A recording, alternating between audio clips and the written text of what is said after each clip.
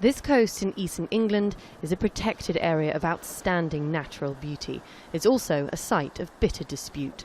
Britain's newest nuclear power station is planned for here, alongside the ageing Sizewell B plant. Prime Minister Boris Johnson championed the new European pressurised reactor, but planning permission for Sizewell C, pushed through by his government, could now be challenged in the High Court, in a case brought by a local protest group. It's on an eroding coast. If we stood here long enough, you'd see the cliffs start to fall away. It's happening very, very rapidly. We're in a flood zone. This area of Sizewell will be an island within 100 years. It's the most inappropriate place you can imagine to build a twin EPR reactor development. 12 million tonnes of aggregate will have to be brought to this inaccessible place to build the plant in the first place. Britain is facing an energy crisis. As part of its energy security strategy, the government wants nuclear to supply a quarter of the UK's electricity needs by 2050.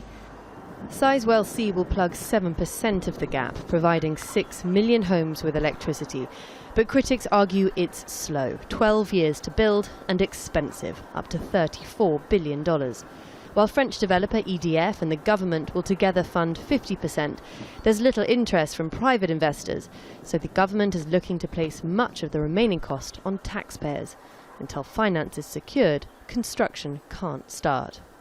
The other big concern is water needed to cool the reactors. This is one of the driest regions in the country, and there's not enough capacity in the local water supply to deliver what's needed. So EDF is proposing to build a new desalination plant, but that won't be ready until 2026. In the meantime, they plan to truck in water, 4 million litres a day. EDF declined to comment. The government has weighed up the evidence. There's been exhaustive public inquiry into the project, and of course it'll be up to the court to make that decision. From our perspective, there's an overwhelming positive economic case, and that's the work we do to support our local economy, and therefore we're fully supportive of the scheme. But the track record for building new EPRs is not great. Projects in France and Finland have run over budget by 200 to 300% and been delayed by over a decade. So while the UK's need for energy security is urgent, there are questions over whether Sizewell C is the answer.